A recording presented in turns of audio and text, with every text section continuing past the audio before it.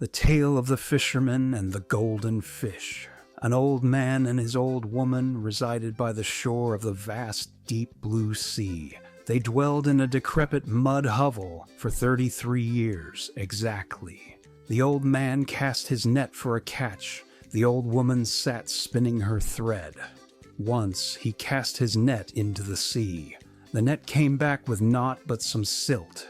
He cast his net a second time in. The net returned with mere ocean weeds. For the third time, he cast his net out. The net came back with only one fish, but no ordinary fish, a golden fish. How the golden fish had then plead. It spoke with a human voice, saying, "Release me, old man, back to the sea. I shall give you a dear ransom for freedom. I will pay whatever your heart may desire." The old man was astonished and fearful. He'd fished for 33 years and more, and had never once heard a fish speak. He released the small golden fish freely, and spoke to it gently and kindly. "The Lord be with you, my little goldfish. I have no need for any ransom. Go now back to the deep blue sea, and frolic there wide and at liberty." The old man returned to his old woman and told her the wonderful miracle. "Today I managed to catch a small fish, a golden fish, no simple creature. The little fish spoke in our own tongue and begged to be freed back into the sea. It offered a costly price for its freedom, to pay with whatever my heart desired. I did not dare take any ransom, so I let it go into the deep blue sea." The old woman then started to scold him. "You simpleton! You utter fool! You didn't know how to take a ransom.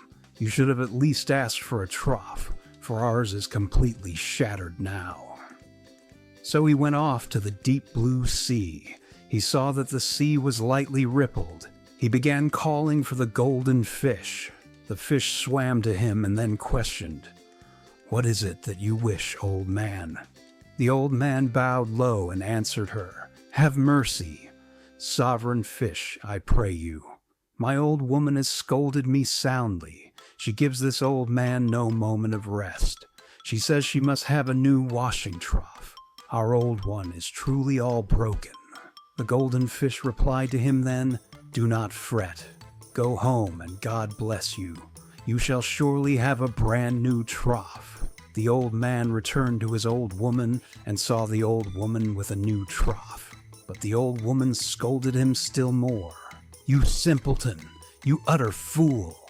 You foolishly begged for a mere trough. What great profit is there in a trough?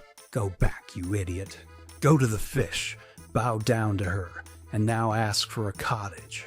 So he went off to the deep blue sea. The deep blue sea was becoming turbid. He began calling for the golden fish. The fish swam to him and then questioned, "What is it that you wish, old man?" The old man bowed low and answered her, "Have mercy, sovereign fish, I pray you. My old woman is scolding me louder. She gives this old man no moment of peace. The quarrelsome hag now demands a house." The golden fish replied to him then, "Do not fret. Go home and God bless you. Let it be so. A new house will be yours." He went on his way toward their mud hovel, but the hovel was nowhere in sight. Before him stood a fine cottage with a chamber, with a brick chimney whitewashed and bright, with gates of sturdy oak and hewn timber. The old woman sat under the window, cursing her husband for all she was worth. "You simpleton! You monumental fool! You asked for, you fool, a mere cottage. Go back and bow down to the fish. I do not wish to be a humble peasant any longer. I want to be a noble woman of rank." The old man went back to the deep blue sea. The deep blue sea was becoming restless. He began calling for the golden fish. The fish swam to him and then questioned, "What is it that you wish, old man?" The old man bowed low and answered her, "Have mercy, sovereign fish, I pray you. My old woman has gone mad worse than before. She gives this old man no moment of rest. She no longer wishes to be a peasant. She wants to be a noblewoman of rank. The golden fish replied to him then, "Do not fret. Go home, and God bless you." The old man returned to his old woman, and what did he see? A towering mansion. On the porch stood his terrible old woman in a rich sable-lined quilted jacket, a brocade kitchka upon her head, pearls heavy and choking her neckline, golden rings adorned her fingers, red leather boots upon her feet. Before her were diligent servants. She struck them and pulled them by the hair. The old man spoke to his old woman. "Greetings, Madam Mistress, my noble woman. Surely now your heart's desire is fulfilled." The old woman screamed at him sharply and sent him to work in the stable yard. A week, then another, quickly passes. The old woman became madder still. Again she sends the old man to the fish. "Go back and bow down to the fish. I do not wish to be a noble woman of rank. I wish to be a free and sovereign Tsaritsa." The old man was fearful and pleaded, "Woman, have you lost your senses entirely? You can neither walk properly nor speak well. You will make the whole kingdom laugh at you." The old woman grew angry all the more and struck her poor husband across the cheek. "How dare you, peasant, argue with me, a noble woman of high rank? Go to the sea, I tell you honorably. If you refuse, you will be led by force." The little old man set out for the sea. The deep blue sea had turned black. He began calling for the golden fish. The fish swam to him and then questioned, "What is it that you wish, old man?" The old man bowed low and answered her, "Have mercy, sovereign fish, I pray you. My old woman is rebelling again. She no longer wishes to be a noble woman. She wants to be a free and sovereign Tsaritsa." The golden fish replied to him then, "Do not fret.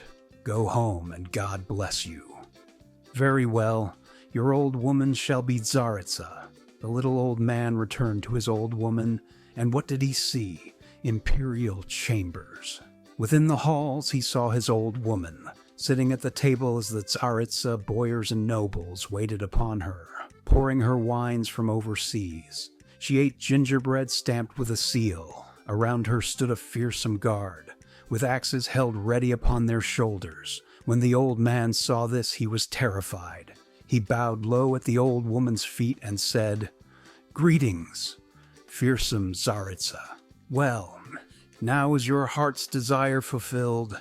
The old woman did not even glance at him. She merely ordered him out of her sight. The boyars and nobles rushed quickly and shoved the old man out by the neck, and the guards ran up to the doorway. They almost hacked him with their axes, and the people laughed at him loudly. "Serves you right, you ignorant old fool. Let this be a lesson to you, fool. Do not ride in a sleigh that isn't yours." A week, then another, quickly passes. The old woman became madder still. She sent her courtiers to find her husband. They sought out the old man and brought him to her. The old woman spoke to the old man, "Go back and bow down to the fish. I do not wish to be a free and sovereign Tsaritsa. I want to be the ruler of the sea, to live in the ocean depths, for the golden fish to be my servant, and be ready to run all my errands." The old man did not dare to contradict. He did not risk speaking a single word against her. So he went off to the deep blue sea.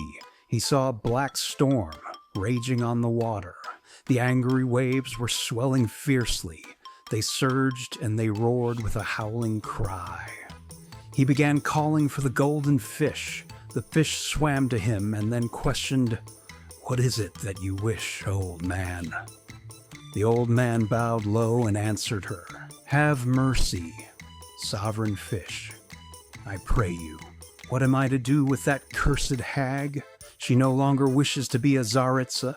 She wants to be the ruler of the sea, to live in the vast ocean deeps, for you yourself to serve her and be ready to run all her errands." The fish said nothing in reply. She merely splashed her tail on the water and swam away into the deep sea.